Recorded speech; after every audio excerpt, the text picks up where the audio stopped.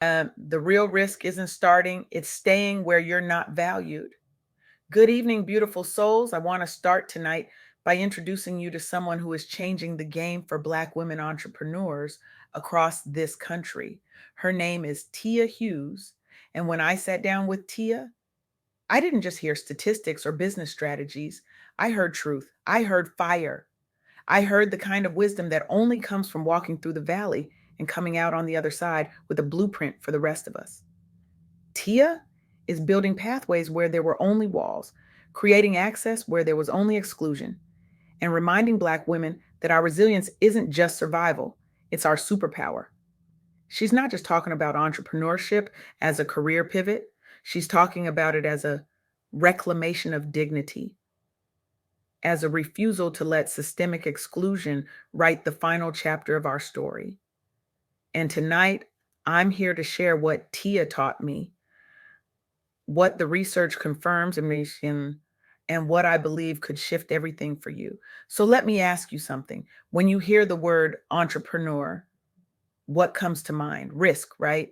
Uncertainty, instability, maybe even recklessness, especially if you're a Black woman, especially if you've been told your whole life that the safe path is the corporate path.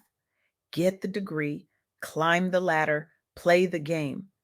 Keep your head down, work twice as hard for half the recognition, and for years, maybe decades, you did exactly that. You showed up, you delivered, you led teams, you carried projects, you made other people's visions come to life while your own dreams sat on a shelf collecting dust.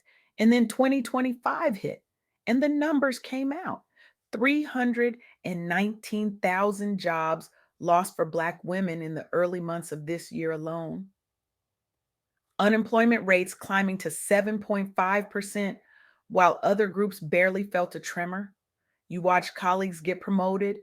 You watched opportunities evaporate.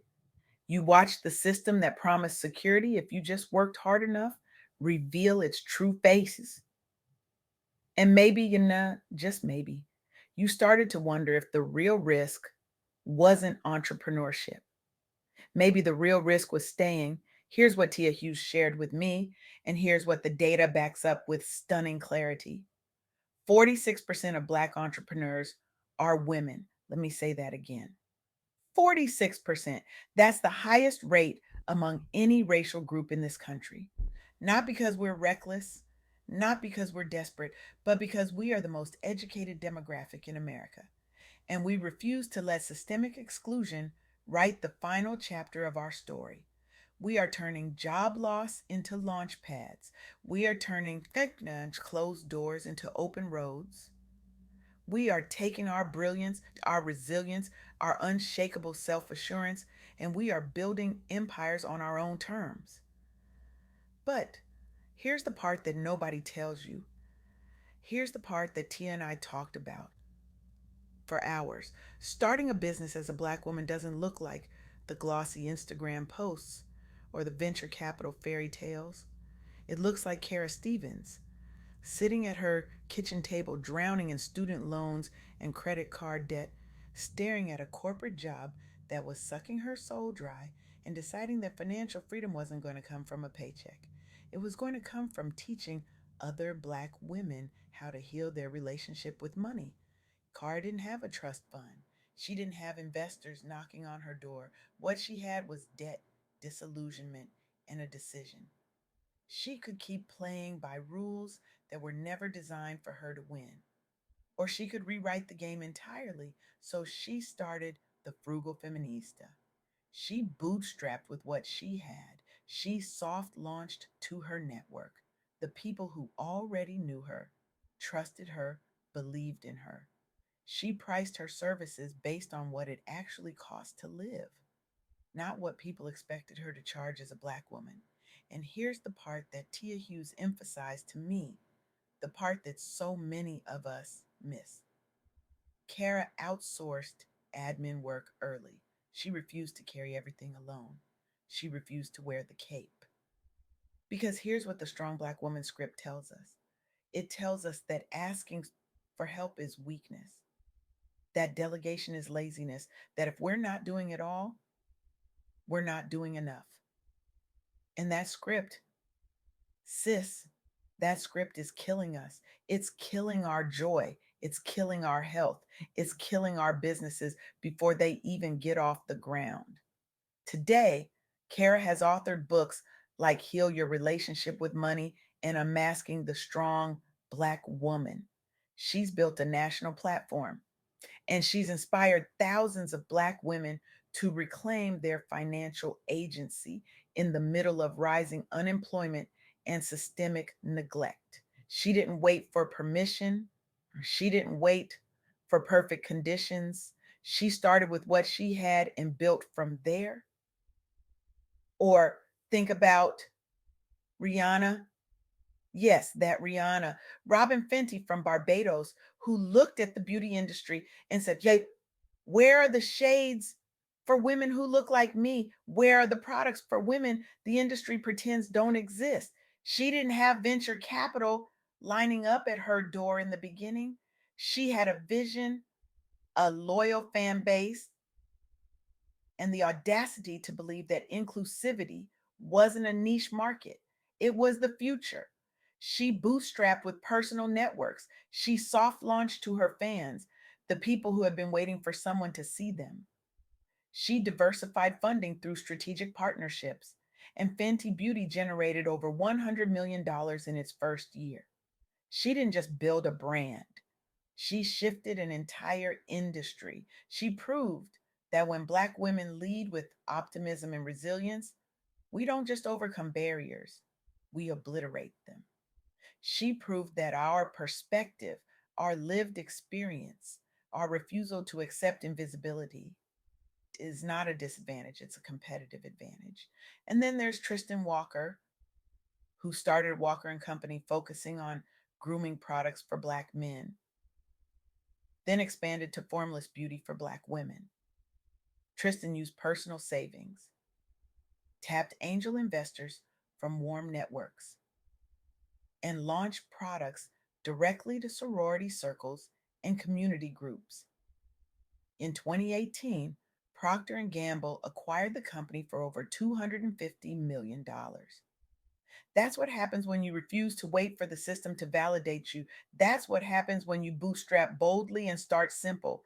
That's what happens when you understand that your network is your net worth and your resilience is your currency. So let's talk about what Tia Hughes taught me, what these stories confirm, and what you need to hear right now if you're sitting in that space between exhaustion and possibility. First, start simple and bootstrap boldly. You don't need a business plan that looks like a thesis. You don't need a pitch deck. You don't need to wait for a bank loan that statistically isn't coming.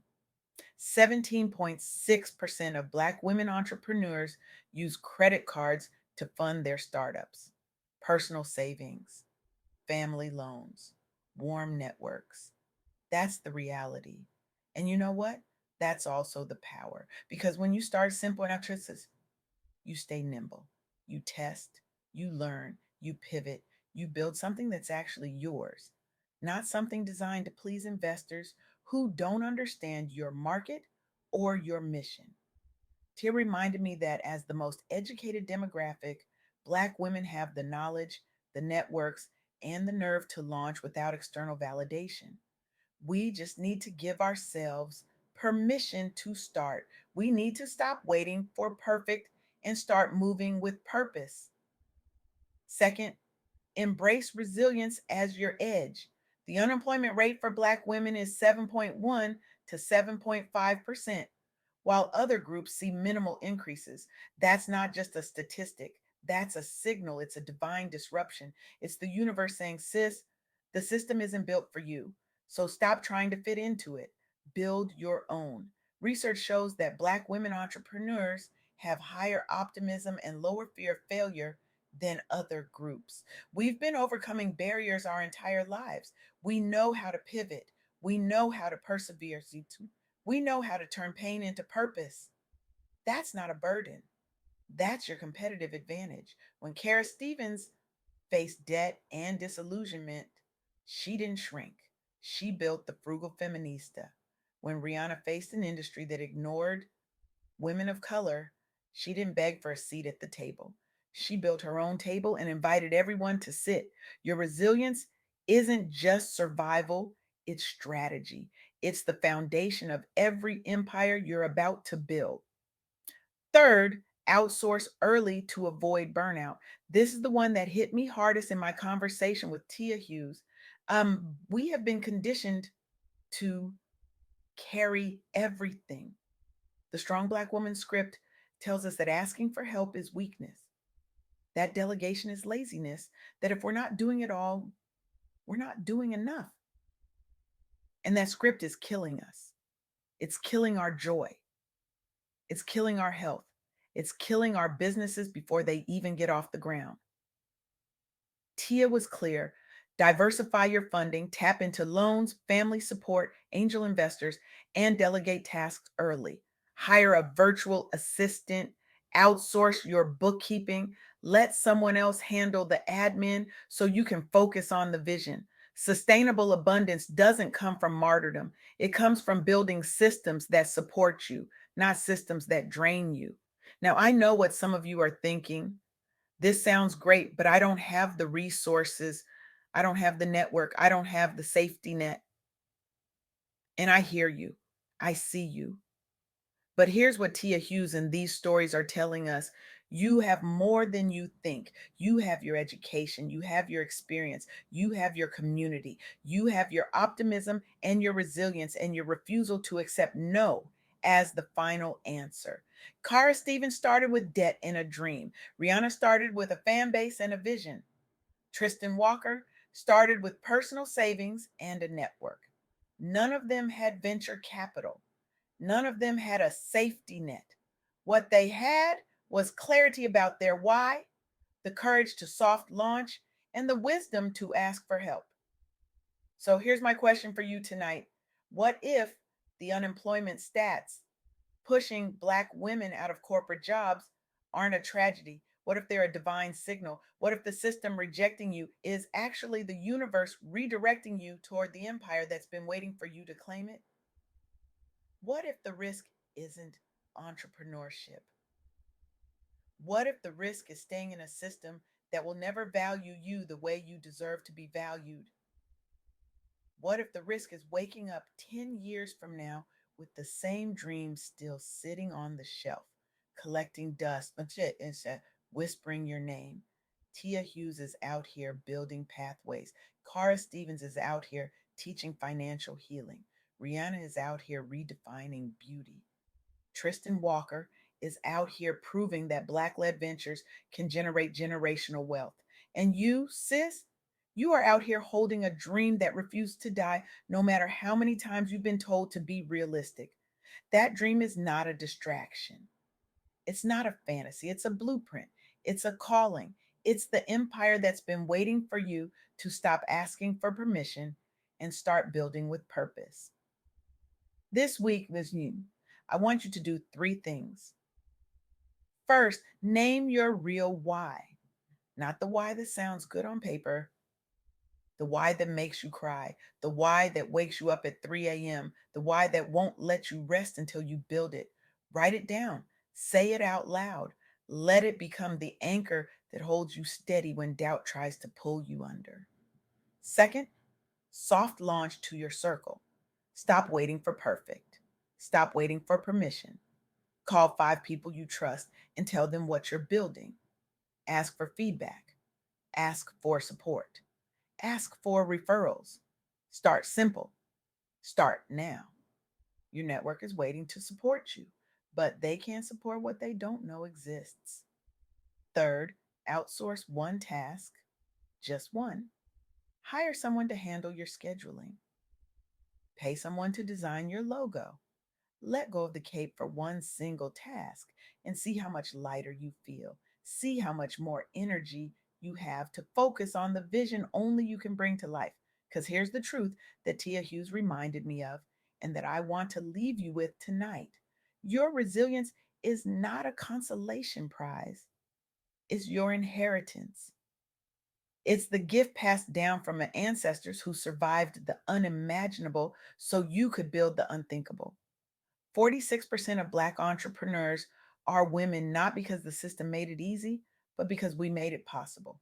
We turned systemic exclusion into self determination. We turned job loss into wealth creation. We turned survivals into strategy. So stop waiting for the world to give you permission to build. Stop waiting for the perfect moment, the perfect plan, the perfect conditions. They're never coming. But your purpose is already here. Your vision is already alive. Your empire is already waiting. The only question left is, will you claim it? Will you step into the softness of knowing you don't have to do this alone? Will you step into the power of knowing that your resilience is your greatest asset? Will you step into the truth that the real risk isn't starting, it's staying where you're not valued? Reclaim your power, rebuild your vision, rise into the empire that's been waiting for you. Not someday, not when the conditions are perfect, not when the funding comes through. Now, today, this week, because the world doesn't need you to play small. The world needs you to build big, lead boldly, and show the next generation of Black women that entrepreneurship isn't the risky path, it's the righteous one.